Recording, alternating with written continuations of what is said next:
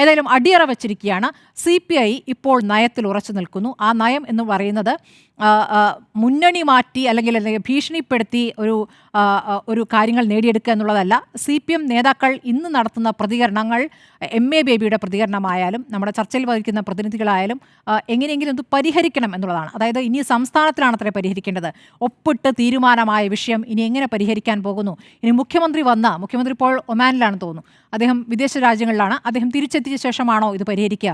27-ാം തീയതി മറ്റൊരു പ്രധാനപ്പെട്ട യോഗം അവിടെ നടക്കാനിരിക്കുന്നു.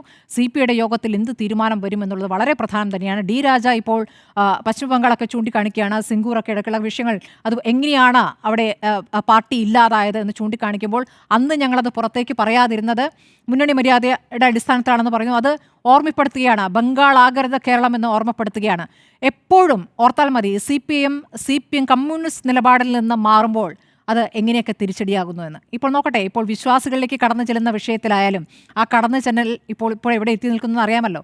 നമുക്കിപ്പോൾ ആഗോള അയ്യപ്പ സംഘമൊക്കെ നടത്തി, അതിനുശേഷം ഇപ്പോൾ ക്ഷേത്രവുമായി ബന്ധപ്പെട്ട് എന്ത് വിഷയമാണ് വരുന്നത് നമുക്കറിയാം. അപ്പോൾ ഈ ഓരോ സമയത്തും കമ്മ്യൂണിസ്റ്റ് നിലപാടിൽ നിന്ന് മാറിക്കൊണ്ട് വേറെ കാര്യങ്ങളിലേക്ക് പോയാൽ CPM എന്ന പാർട്ടിക്ക് അത് തിരിച്ചടിയാകും, കമ്മ്യൂണിസ്റ്റ് പാർട്ടിക്ക് തിരിച്ചടിയാകും. അത് CPI മനസ്സിലാക്കുന്നു.